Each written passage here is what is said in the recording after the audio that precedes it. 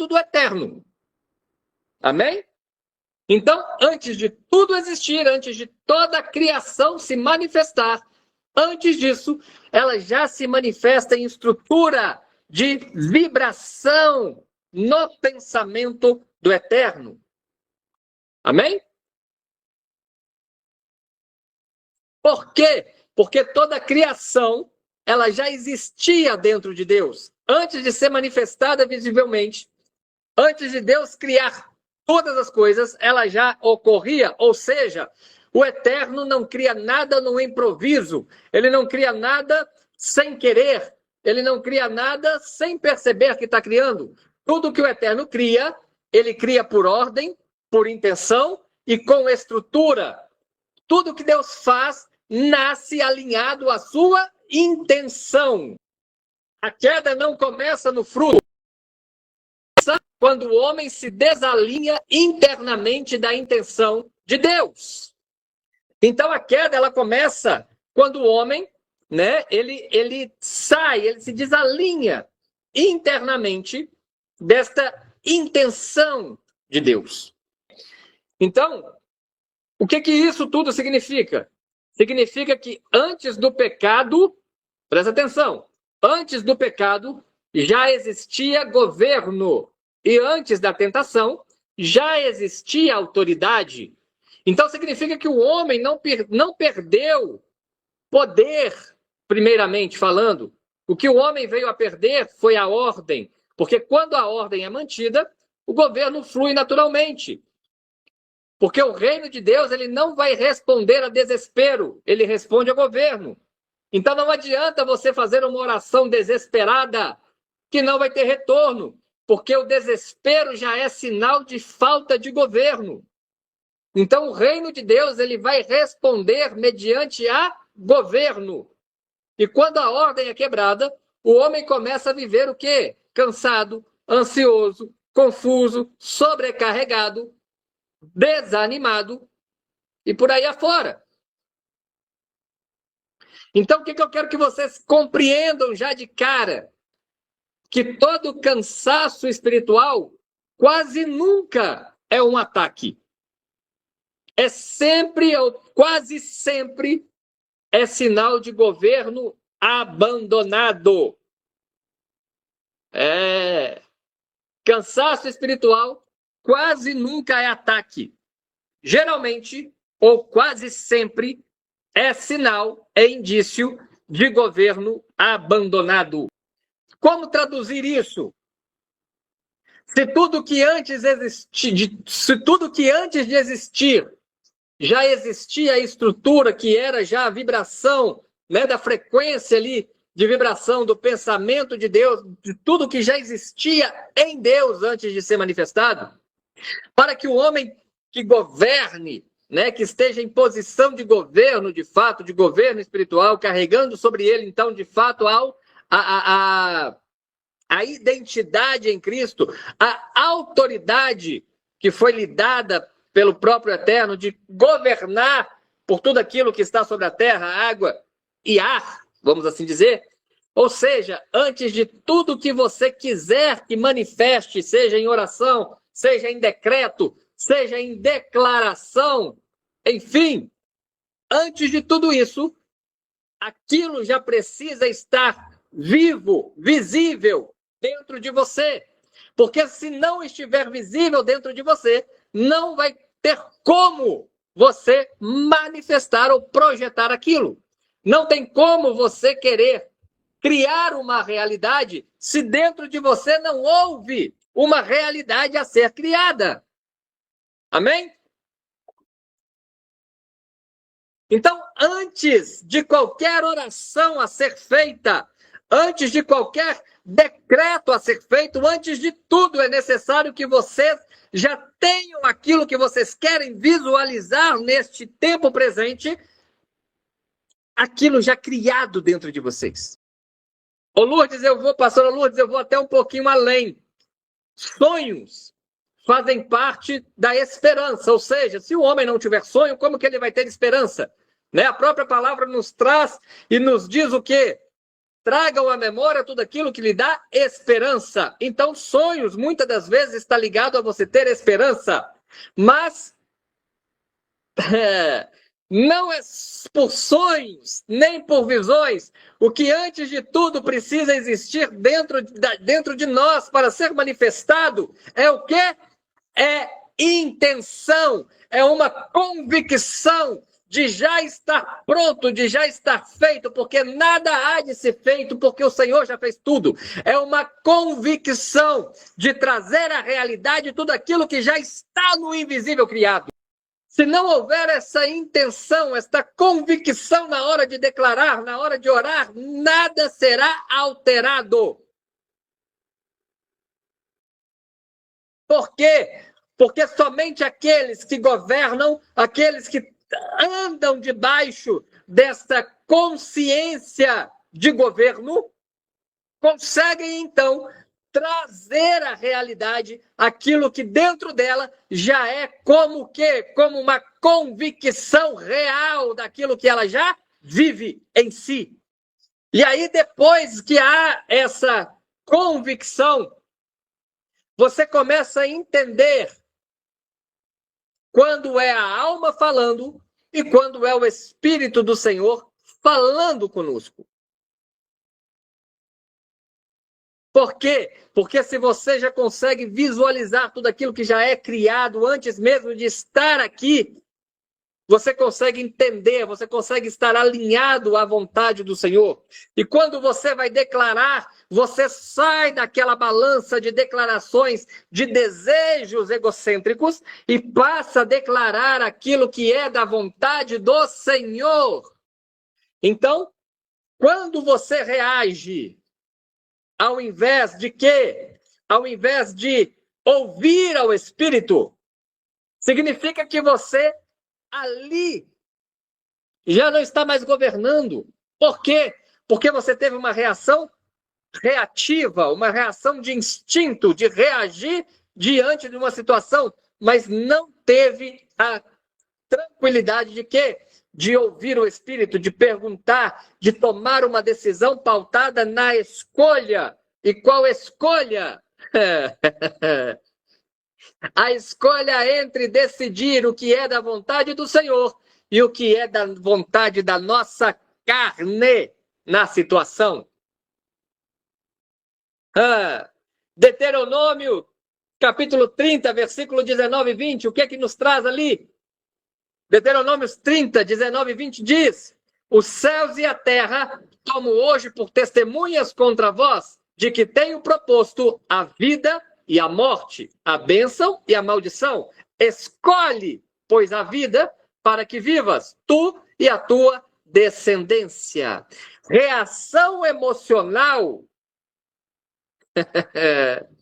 Reação emocional é escolha fora do governo, fora da ordem.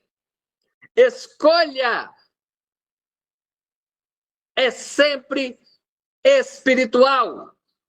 Você sempre irá escolher pelo Espírito, pelo direcionamento do Espírito.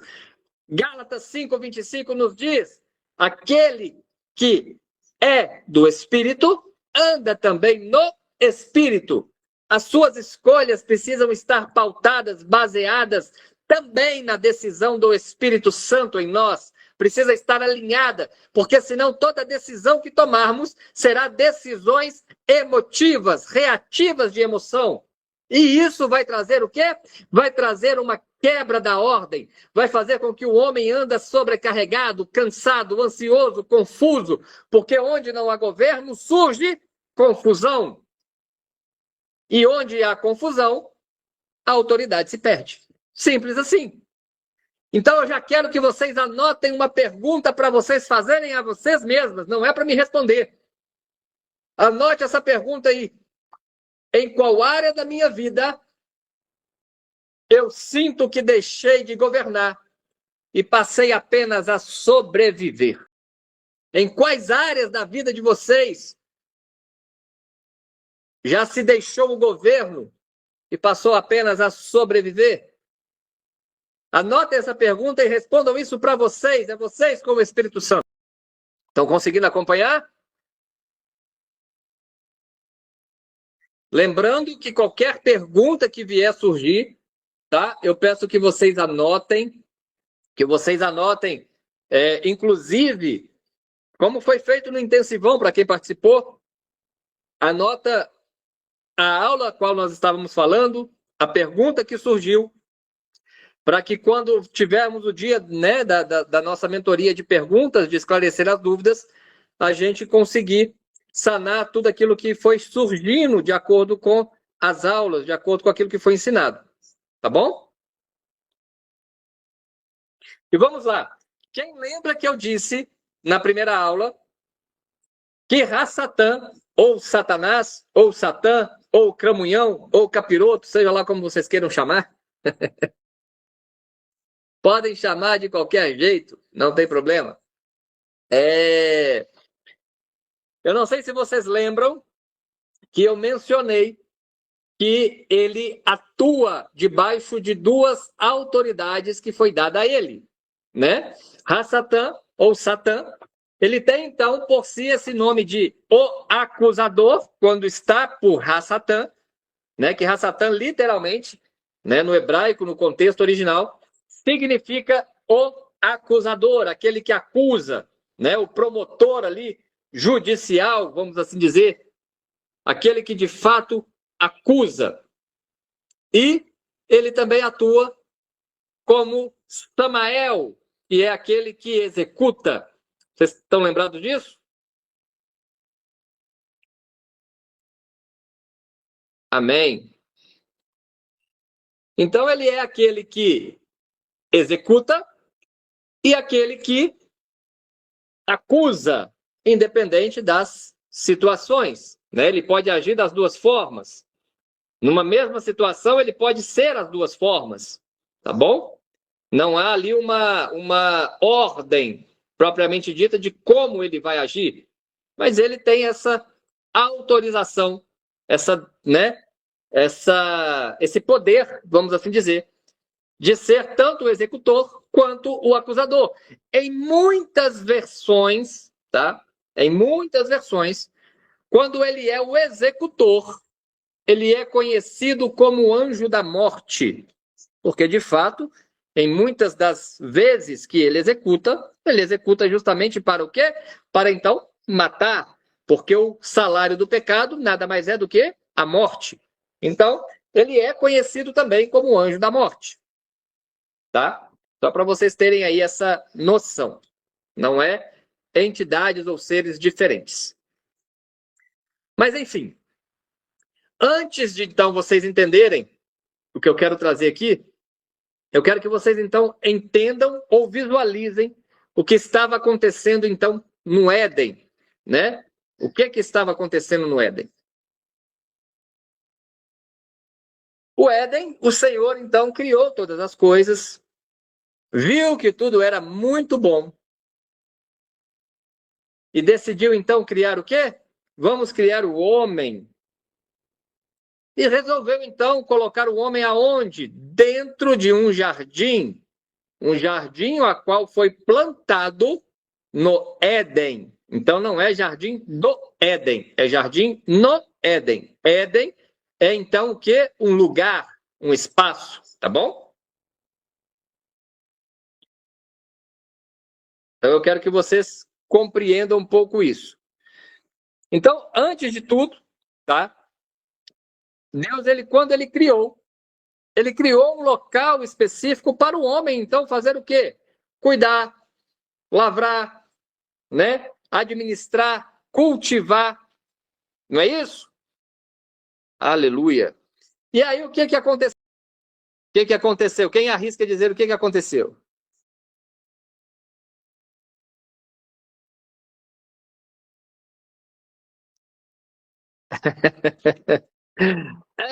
Pastora Lourdes. Antes da desobediência veio uma coisinha aí que ninguém percebe. Tá? Então vamos lá. Como eu disse, antes de tudo acontecer, já havia uma estrutura. Tá bom? Já havia-se uma estrutura. E qual é a estrutura? Vamos lá.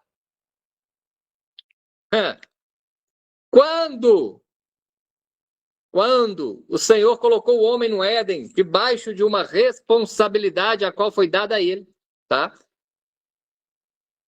Presta atenção. Ele foi dado para que o homem pudesse, então, tomar conta, governar aquele lugar. Então, o jardim nada mais representa o quê? A responsabilidade de governo do homem, do princípio. É ali que o homem foi colocado com este objetivo de viver, de fato, então, uma vida eterna, mas cuidando, guardando e administrando aquele lugar. O Éden, o jardim, perdão, né? Ele representa, então, a responsabilidade que o homem tinha no local. Ou seja, o Éden representa o ambiente, o jardim representa a responsabilidade. Significa que, quando se diz o jardim no Éden, está dizendo a responsabilidade que o homem tinha no local, na terra, no território, no lugar a qual ele foi colocado.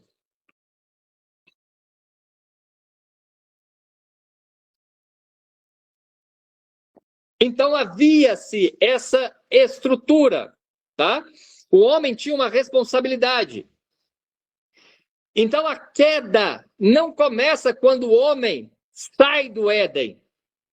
A queda começou quando ele falha no governo do jardim.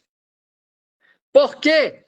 Porque primeiro se perde a função, depois se perde o ambiente.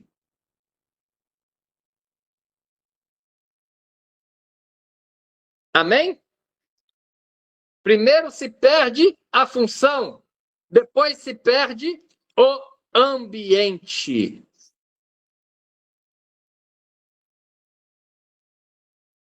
E o que aconteceu então de fato, né? O que aconteceu de fato no jardim não foi uma guerra, nem um confronto direto, e muito menos um ataque no sentido de briga espiritual.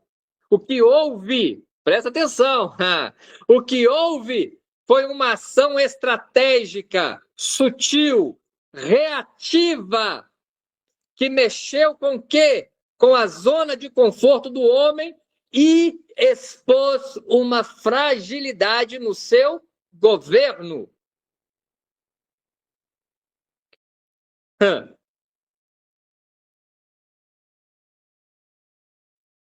Olha só, o homem, ele não pode ser forçado por Satã.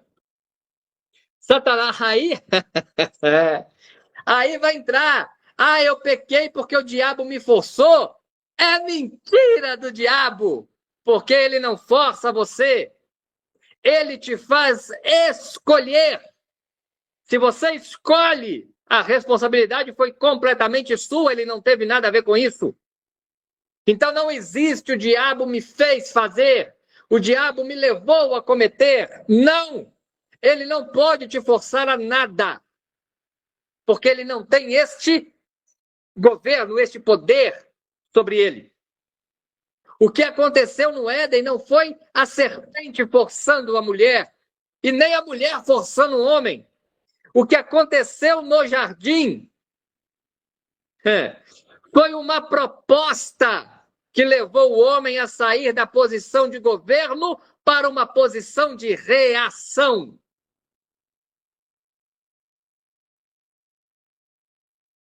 Simples assim. Foi-lhe dada uma proposta. E quantas propostas Satã não tem tentado nos oferecer? Para que possamos, então, sair do governo a qual nos foi dado pelo Eterno. O foco da ação da serpente, que na verdade ali não era propriamente a serpente, mas sim Satã, no caso, agindo como Samael, né? O foco da ação nunca foi destruir o homem. Por quê? Porque destruir só porque ele quer, eu quero destruir fulano. Não, não é essa a função, não é desse jeito que funciona. O foco da ação no jardim nunca foi destruir o homem, foi desorganizar o seu governo. Para quê? Para invalidar a sua autoridade territorial sobre a terra. Porque se ele foi dado ali para governar sobre as coisas que tem no céu, na terra e na água, o que Ra-Satã queria? Tirar este governo para quê? Para invalidar a autoridade territorial que o homem havia recebido por Deus.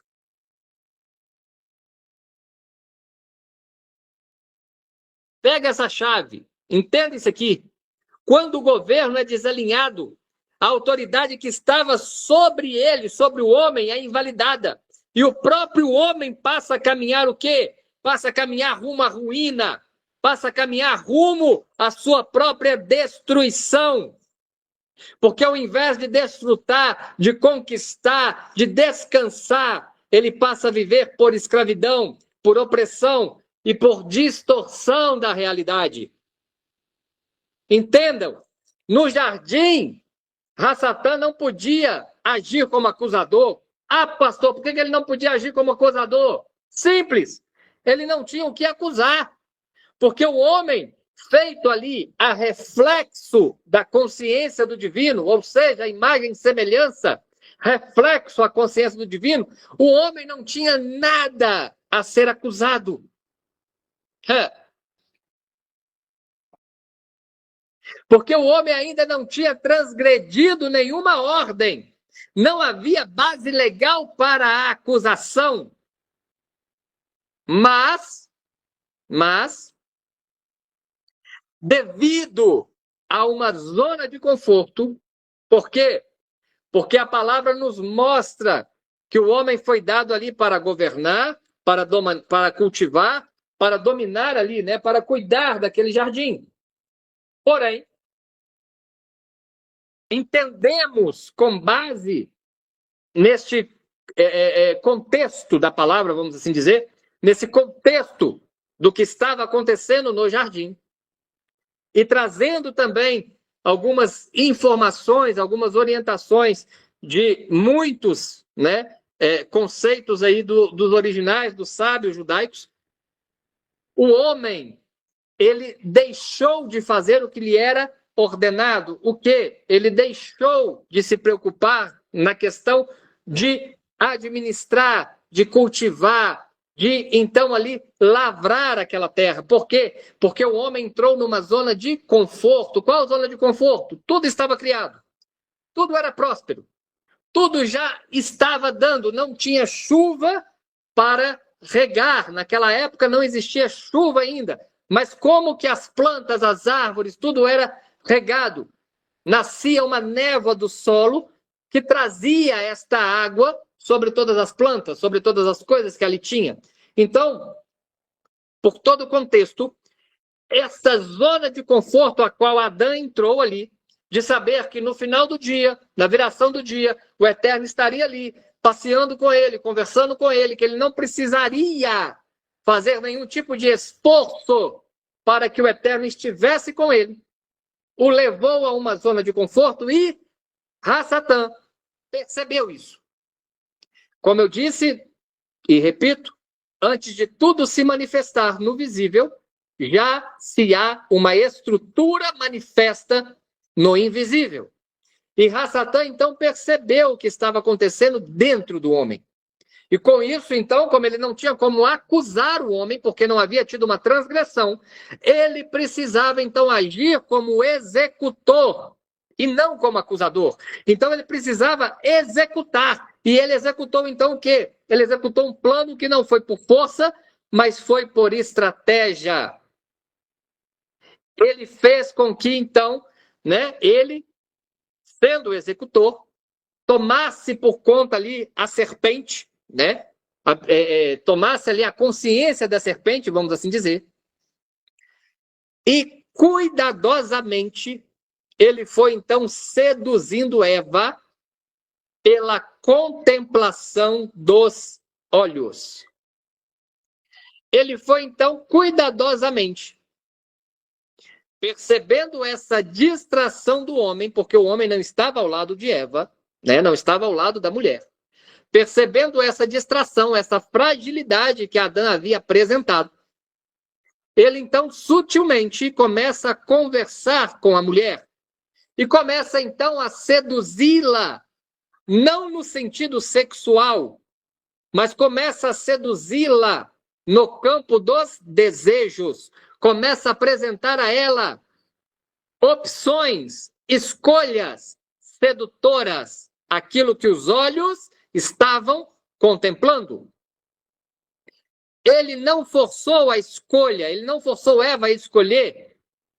Ele cuidadosamente trabalhou para que Eva tivesse, então, desejo. Para que o desejo manifestasse a estrutura interna, para que, então, a reação externa pudesse acontecer. Então, anotem essa chave. Anota essa chave. O diabo não controla as pessoas no sentido de, presta atenção, ele não vai fazer você escolher, fazer você decidir, fazer você, enfim, optar por alguma coisa. Ele não te controla nesse sentido. Mas o que ele vai fazer? Ele vai negociar com seus desejos. E se você ceder, e se você aceitar o acordo, a negociação, você, por si só, cometerá todos os erros.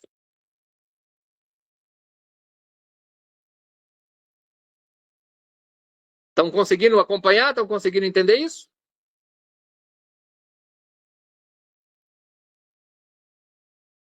Exatamente, ele vai negociar.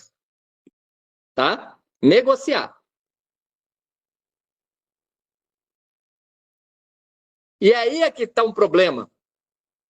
Porque se ele age por negociação, quando o homem está, de fato, posicionado em governo, em autoridade, o diabo não consegue convencê-lo.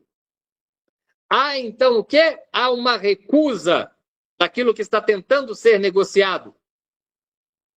Há aquilo que a palavra nos traz, que é o quê? Apartai-vos de toda aparência do mal. Então, quando há governo, quando há autoridade estabelecida, o homem não negocia. Os desejos do homem não são negociados. Por quê? Porque ele entende a gravidade, a profundidade, o peso do temor no qual está na palavra, a qual nos diz: sujeitai-vos a Deus, resisti ao diabo, e ele fugirá de vós. Mas o homem que já perdeu o governo, que já se desalinhou internamente, ele é facilmente convencido pelos teus desejos. Lembra da primeira aula, quando eu disse que Deus não tenta ninguém, mas o homem é tentado pela própria concupiscência da sua carne, ou seja, o homem é tentado pelos seus próprios maus desejos? Pois é. Então, entenda uma coisa. O que a serpente veio oferecer ao homem no jardim, veio oferecer à mulher no jardim? A serpente não veio oferecer o pecado explícito. Ela oferece autonomia, independência da ordem divina. Ah, meu pai. A serpente, ela vai sugerir que o homem fosse independente da ordem divina.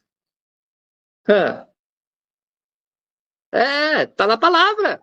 Gênesis capítulo 3, versículo 4 e 5. O que a palavra diz?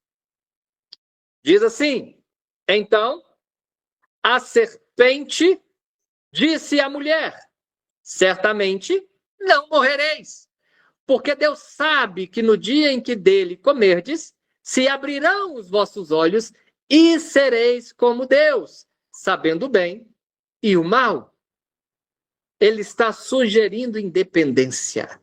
E quantas pessoas hoje aceitam essa sugestão e se acham independentes para caminharem debaixo das tuas vontades, das tuas escolhas, sem se submeter a uma autoridade espiritual, a uma paternidade espiritual, ao governo do Espírito, vivendo continuamente sendo conduzidas pelo governo da alma. Quantas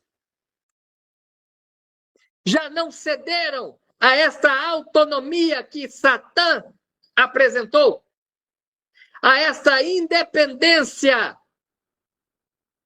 do governo divino que a serpente apresentou à mulher? Quantas pessoas não cederam a essa proposta? Quantas não caminham achando que não precisam ser alinhadas, que não precisam ter uma vida de renúncia, que não precisam ter uma vida de obediência, que está vivendo pela graça e pela graça basta. Que não precisa mais cumprir a lei, porque o Yeshua, ele já absolveu todas as leis. E que por isso basta somente a graça.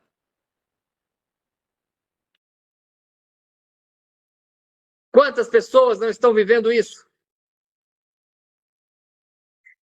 Quantas pessoas já não perderam a autoridade que estava sobre elas, justamente por terem aceitado esta autonomia,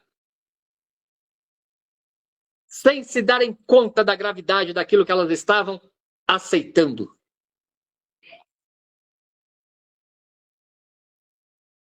Vocês estão aí comigo?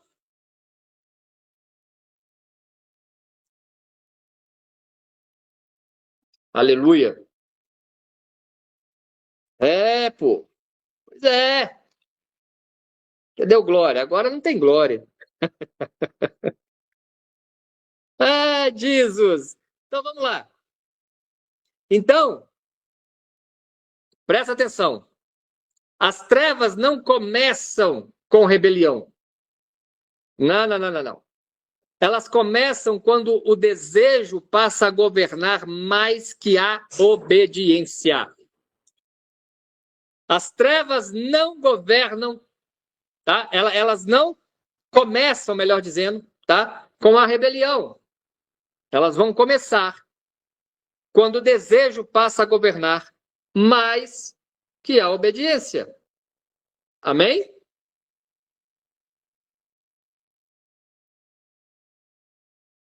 Porque quando o desejo governa, a ordem se rompe. E quando a ordem se rompe, a brecha está, então, estabelecida, aberta.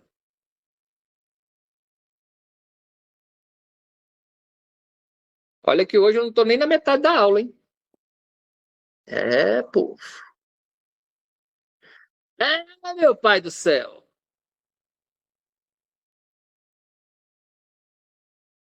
Então, quando a ordem se rompe, melhor dizendo, quando a ordem se rompe, a brecha, então, ela se estabelece, tá? Ela se estabelece. Então, vamos entender um pouquinho. A queda no jardim, ela não foi um acidente. Ela não foi um acidente, tá? Muito pelo contrário. Ela foi um plano muito bem arquitetado e composto por etapas bem definidas. Tá? E quais são estas etapas? Vamos lá. Primeira etapa.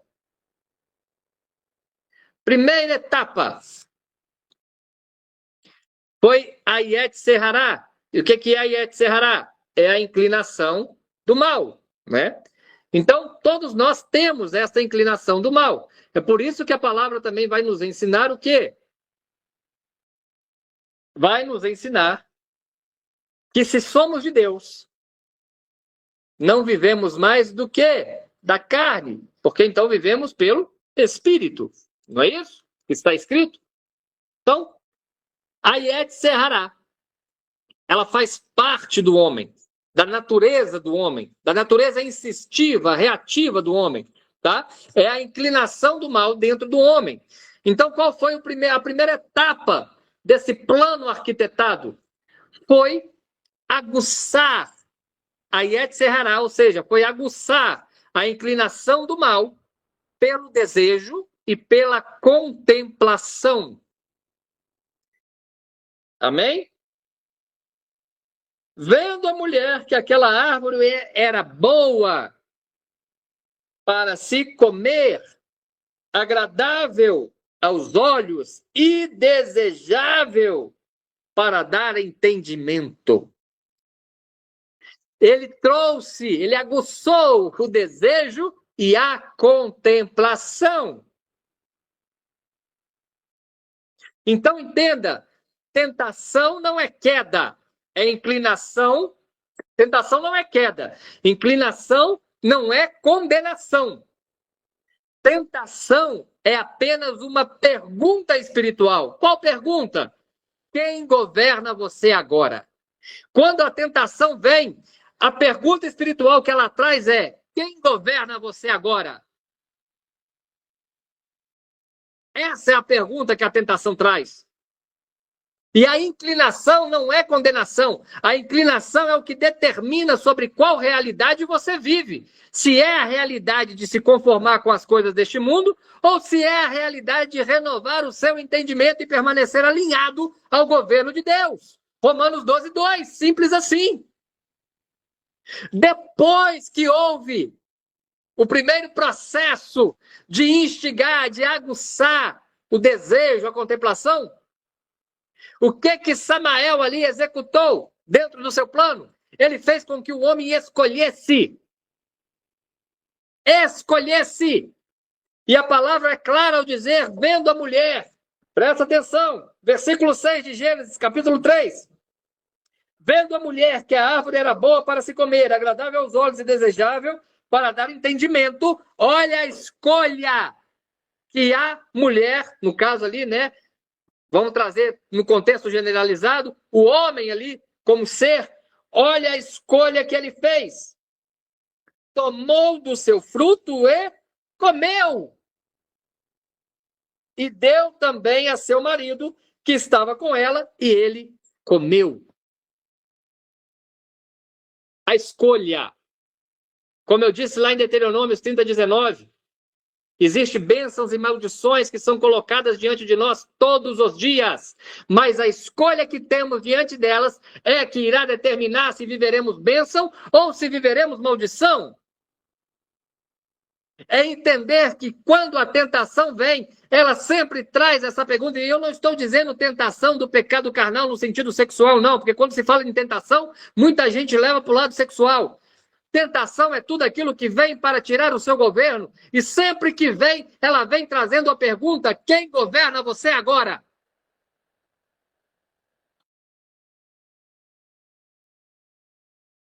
E logo depois que houve, então, o quê? Logo depois que houve a escolha de comer do fruto, veio então o quê? A acusação. Veio a acusação. Qual a acusação? A acusação que foi feita como Jó, que Satã chegou lá, né, nas regiões celestiais e falou com Deus? Não! Veio a acusação interna no homem, porque a palavra diz que o homem teve medo e se escondeu.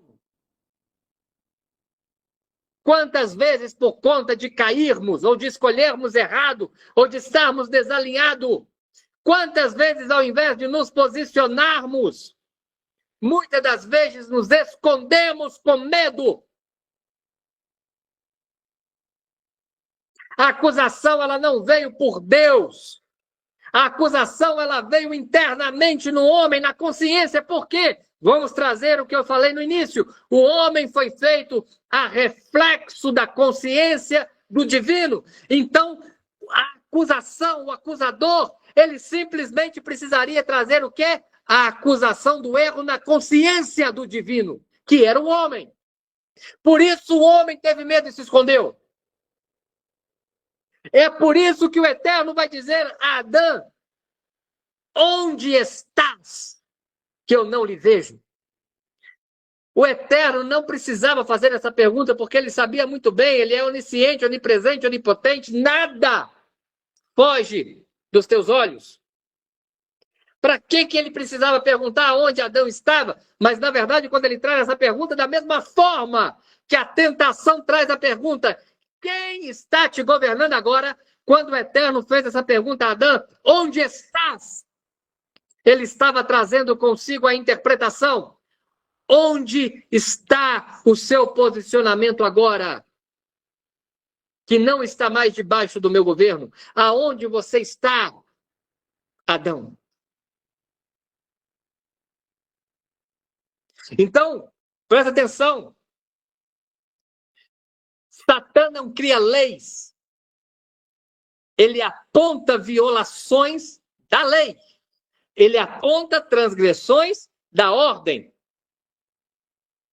O acusador só terá voz onde a consciência já está dividida. Se há dualidade, há a voz do acusador. O acusador só tem voz onde a consciência já está dividida. Acabou. Porque uma consciência alinhada à consciência do divino não tem espaço para a voz de acusação. Porque não tem o que se acusar. Então, quando Samael ali, Hasatan, né, Samael executa a consequência por meio da legalidade, as trevas não atacou o homem por raiva. Elas operaram por direito adquirido. Então, qual foi a consequência? A consequência foi exatamente maldição. O que houve? Houve a consequência da maldição. Deus colocou sobre a mulher que ela pudesse sentir dores, né? Que ela teria ali aflições na hora do parto. Colocou a consequência na serpente, que foi o animal que cedeu a consciência para ser utilizada por Satã. E aí falou que a partir daquele momento rastejaria o ventre sobre a terra, comeria do pó da terra, e por aí afora. Houve-se então a consequência. O diabo, ele não nos ataca de imediato. Ele primeiro nos analisa para depois silenciosamente nos atacar. Quando percebemos o ataque, não é ele atacando, já é a consequência de tudo aquilo que ele já arquitetou contra nós.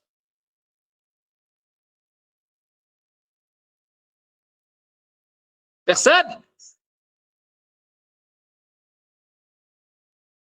Isso é importante de vocês conseguirem compreender, entender. Tá?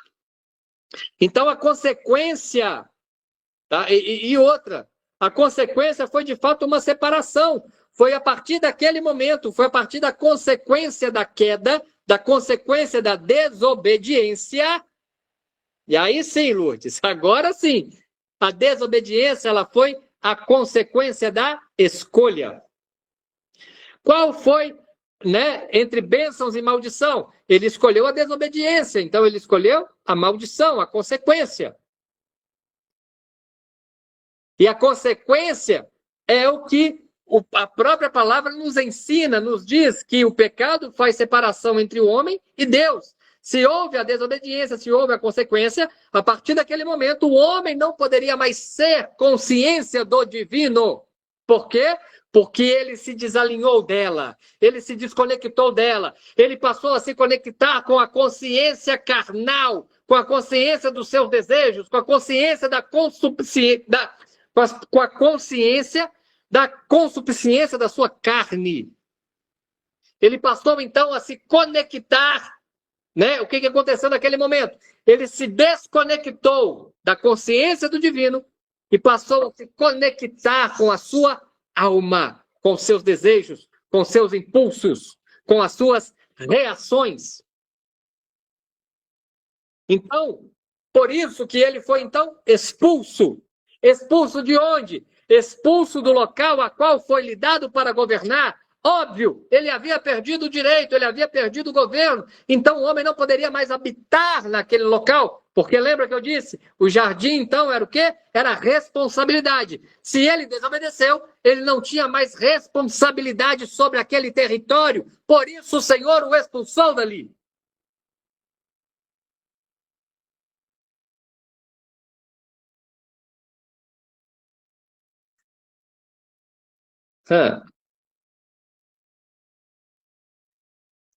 Meu Deus, eu preciso falar isso aqui. Cuidado com certas percas territoriais que você pode estar, talvez, remoendo, ruminando, como se diz, não conseguindo engolir, achando que Deus foi injusto ou talvez,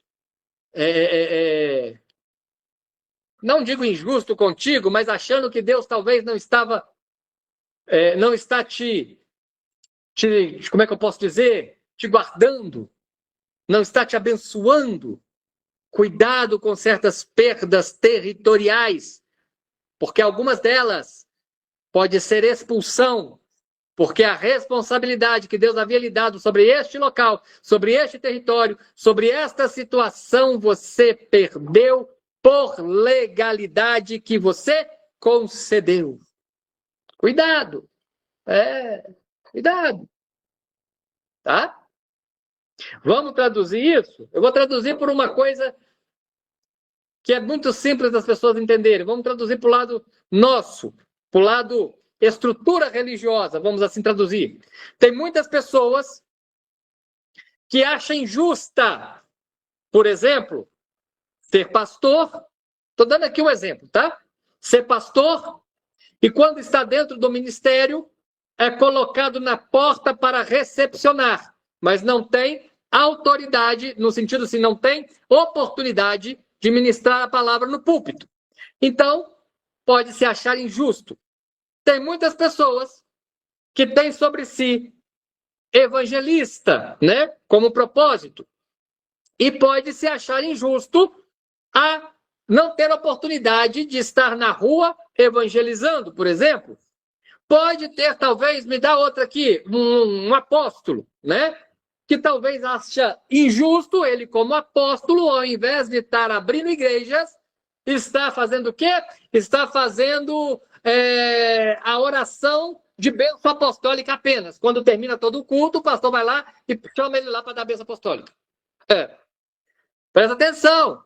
Talvez estas pessoas estão vivendo estas situações não por falta de oportunidade, mas porque elas já foram expulsas por Deus do local de direito a qual elas deviam ocupar, porque dentro dela já se instaurou a desobediência, o desalinhamento, a desconexão com a consciência do divino. É isso. Então, toda expulsão de território, muitas das vezes, pode ser perda de autoridade, porque se deu de graça ou se deixou perder o governo que tinha sido dado a você como responsabilidade territorial. Tá? Então, Deus não matou o homem, de fato, se cumpriu o que está lá em Gênesis. O que Deus diz? Se você comer, eu vou te matar? Não! Ele disse, se comer, de fato, morrerás. Então, não foi Deus que matou o homem. Adão não caiu morto logo em seguida que comeu o fruto, e muito menos Eva. Por quê? Porque o homem, ele havia sido feito para ser uma pessoa, um ser eterno. Para ser eterno. É por isso que ele foi colocado no jardim, porque ele viveria eternamente, com tudo que ele precisaria para viver eternamente, porque ele não era carnal no princípio. Mas quando houve-se a desobediência, quando o homem e a mulher comeram do fruto, eles não caíram mortos fisicamente. E foi aí que Satã entrou. De feras você não morrerá. Você só será como ele, conhecendo o bem e o mal. E de fato, eles não caíram mortos fisicamente, porque a morte entrou primeiro no espírito. A morte entrou primeiro no espírito. Foi a partir daquele momento que começou-se a contagem dos dias do homem, que outrora não era contado. Foi por isso que os patriarcas viveram 100 e tantos anos, 200 e tantos anos, 500 e tantos anos. E hoje, qual é a estimativa do homem? 80, 70, às vezes 65 anos. Mal chega a 90. Por quê? Porque a morte entrou no espírito do homem.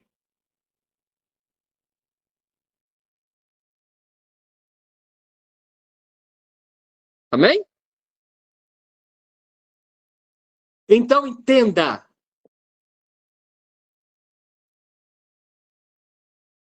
Entenda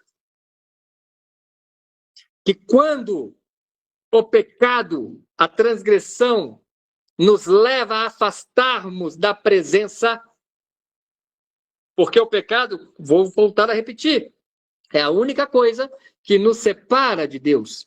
Então, quando há este afastamento de nós com Deus, a vida começa então a quê? A murchar, porque dentro de nós, Deus soprou o quê? O seu fôlego de vida. E se há uma separação, significa que não há mais a estrutura deste fôlego em nós. Então, este fôlego vai se esvaindo para retornar ao eterno.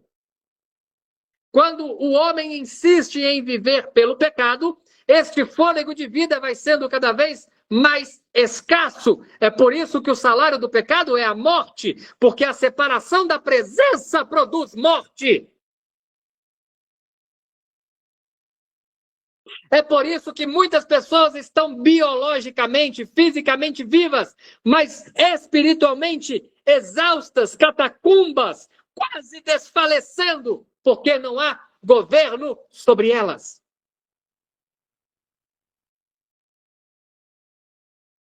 Porque o governo, o descanso, a vida só existe onde a ordem foi estabelecida.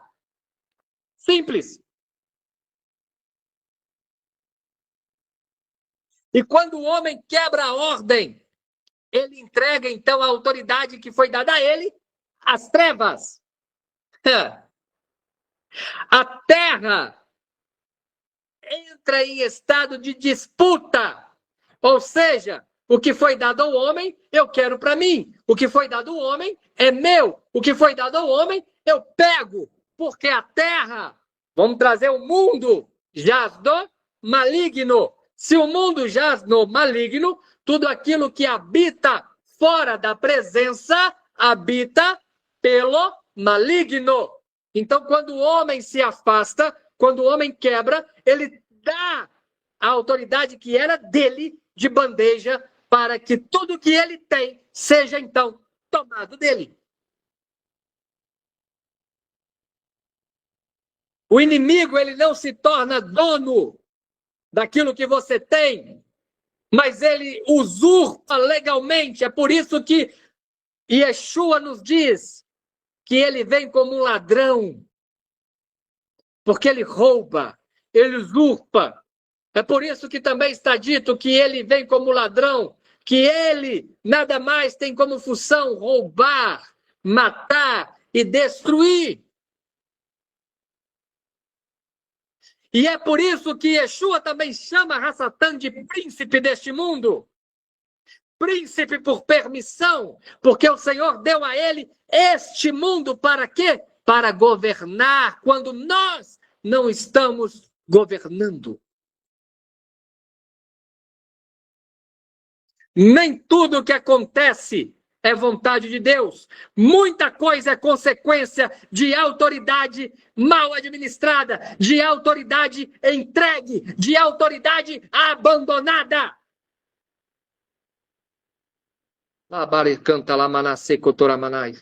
Muita coisa não é porque Deus permitiu no sentido de a vontade de Deus. Não, muita coisa é porque você concedeu.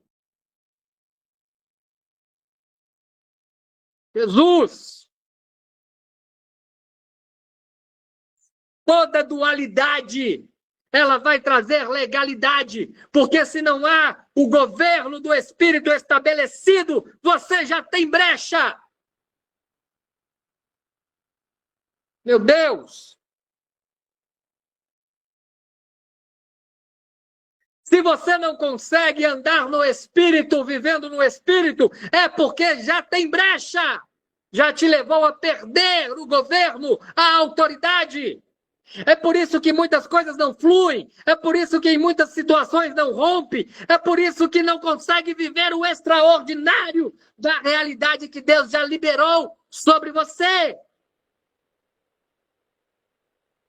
Porque há uma distorção dessa realidade. Porque você começa a viver pela realidade do mundo e não pela realidade de Deus.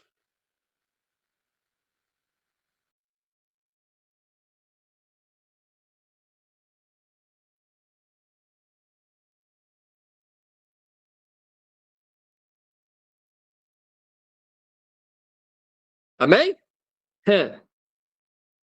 E aí, sabendo que a humanidade, a partir de Adão, começou a ser cada vez mais corrosiva entre si, mais destrutiva, ao ponto do Eterno se arrepender de ter criado e enviar o dilúvio para exterminar. Veio então a resposta do juiz, do justo juiz. Se está havendo legalidade de acusação, se está havendo legalidade de execução. Por quê? Porque a palavra também nos diz que por causa do pecado, da transgressão de um, todos padeceram. Ou seja, por conta da transgressão, da desobediência de Adão, todos nós já estávamos condenados à morte. Por conta disto, o justo juiz, então, faz o quê? Opa, eu preciso, então, trazer novamente o governo do homem, a qual ele perdeu, novamente sobre ele.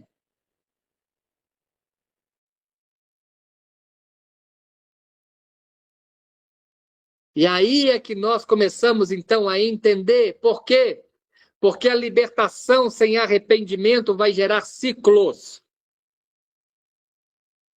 Se há libertação, mas não há arrependimento, o ciclo vai sempre voltar. Então, Deus não liberta pessoas que não querem governar.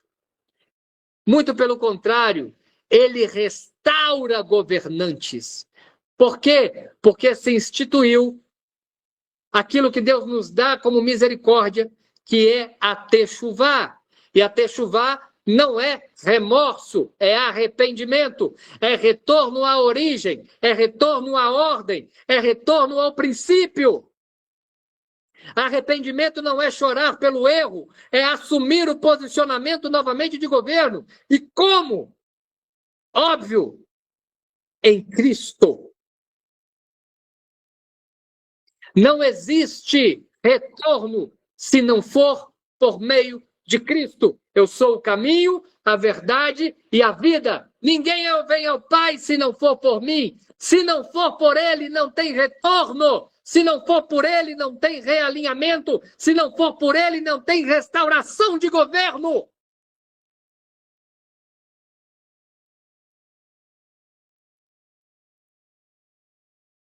Por isso ele declara: eu sou o caminho, eu sou a verdade, eu sou a vida. Ele está dizendo: longe de mim só terá morte, mas em mim terá vida e vida em abundante. Oh, meu Pai. Vocês estão conseguindo compreender isso, pelo amor de Deus? Fala alguma coisa se vocês estão conseguindo entender o que eu estou dizendo. Por mais que o homem tenha sido condenado pelo acusador a padecer, por Yeshua, ele tem novamente o direito de comandar, de governar, de restaurar a ordem que ele um dia deixou perder.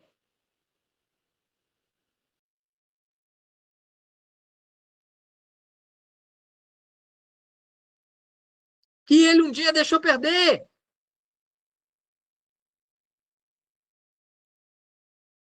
Meu Deus do céu!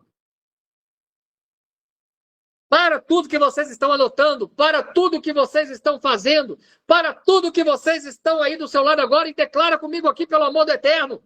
Eu renuncio a toda concordância fora da ordem do divino. Em nome de Yeshua HaMashiach, eu renuncio a toda concordância fora da ordem de Deus. Eu retorno ao governo em Cristo. Minha mente, minhas emoções, minhas decisões são alinhadas ao céu. Em nome de Yeshua HaMashiach, em nome de Jesus. Pelo amor do Pai, declara isso aí aonde você está. Eu renuncio a toda concordância fora da ordem de Deus. Eu renuncio a toda concordância fora da ordem de Deus. Eu renuncio a todo governo que não é de Deus sobre mim. Eu retorno ao governo em Cristo. A minha mente, as minhas emoções, as minhas decisões se alinham aos céus em nome de Yeshua HaMashiach, em nome de Jesus. Amém?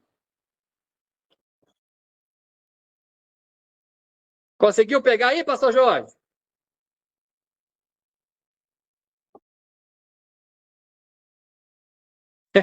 Vamos lá. Meu Deus do céu, não tem problema. Vamos lá, eu vou devagar. Eu renuncio a toda concordância fora da ordem de Deus.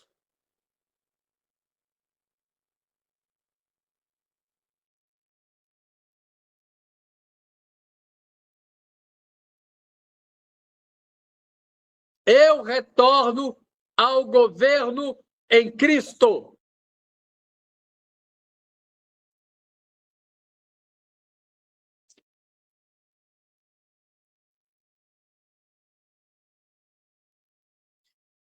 Minha mente, minhas emoções, minhas decisões se alinham agora aos céus.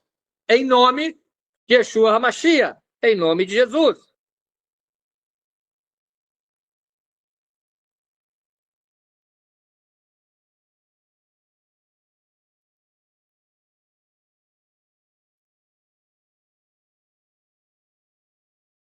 Aleluia.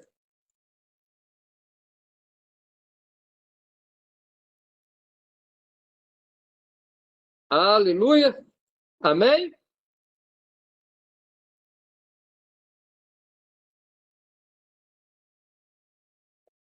E aí entenda.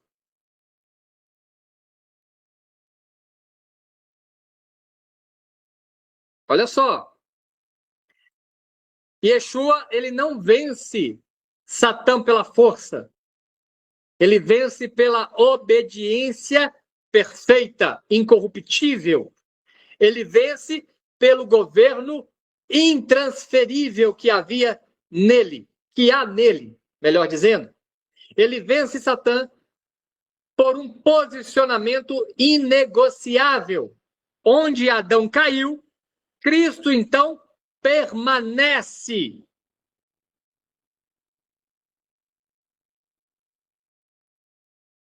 A cruz, ela não foi um pedido de misericórdia sobre nós, muito pelo contrário.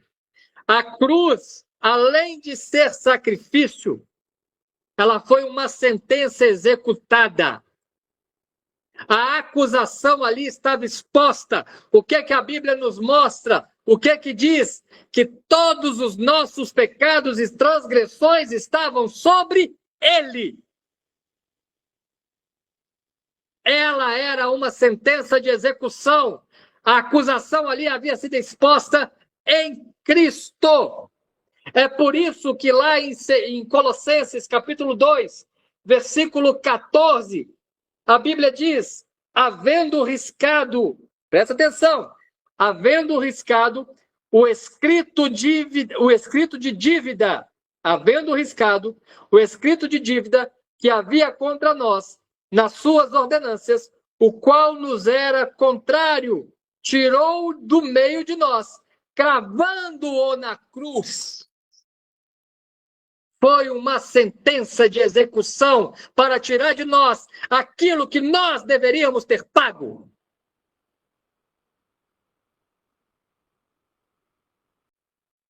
Em Cristo, a acusação perde a sustentação legal, mas fora dele, ela tem ainda legalidade. Houve em Cristo todos os nossos pecados e transgressões na cruz para quem está em Cristo, mas para quem está separado dele, ainda há acusação, ainda há sentença, ainda há dívida a ser cobrada.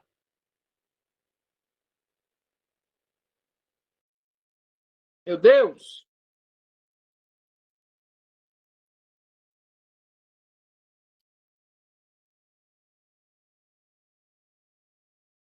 Para quem está fora dele, para quem está fora da videira, para quem não está enxertado nele, ainda tem dívidas a serem cobradas.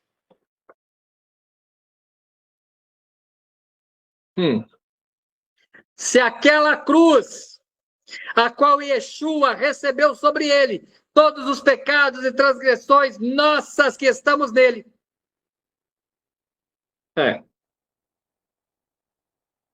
Imagina qual é a cruz preparada para pregar aqueles que estão fora dele.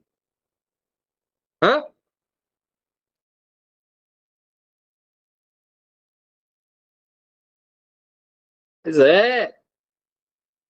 É por isso que essa falsa teologia da graça está levando muitos à morte, tanto física quanto espiritual. Porque se convenceram por estas falsas verdades impregnadas nessa teologia da graça, de que não há mais culpa, não há mais pecado, não há mais transgressão, porque Cristo levou sobre ele na cruz. Só que elas esquecem que o condicionamento para não haver é estar em Cristo. O governo só é retomado, só é reestabelecido, só é restaurado em Cristo.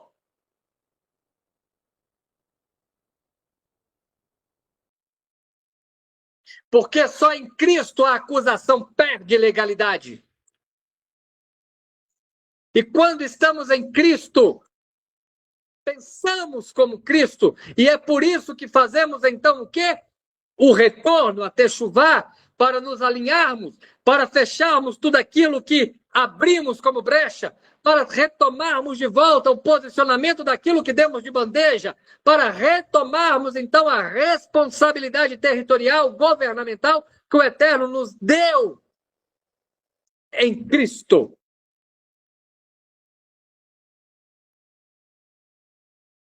Amém?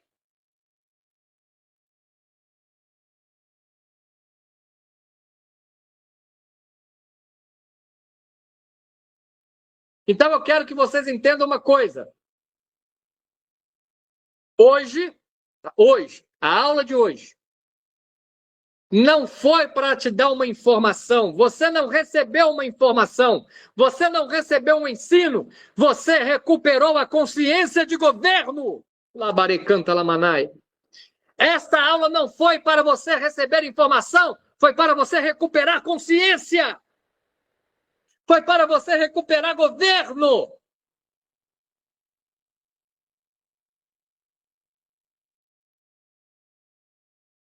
Foi para você entender que quem não governa a própria vida sempre vai chamar de ataque o que na verdade é consequência. Se você conseguiu entender essa aula hoje, digita aí no chat: eu retomei o governo em Cristo. Eu retomei o governo em Cristo. Só para eu saber enquanto eu bebo uma água, pelo amor de Deus.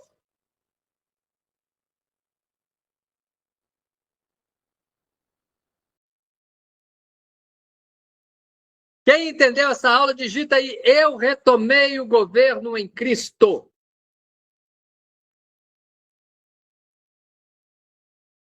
Aleluia.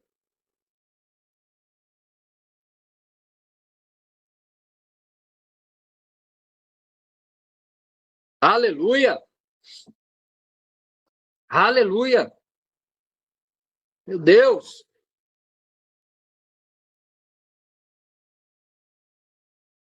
Aleluia. Porque sem governo não há descanso.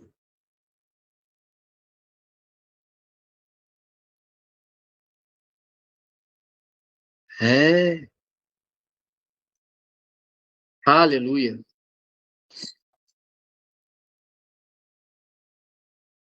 Eu vou passar para vocês lá no grupo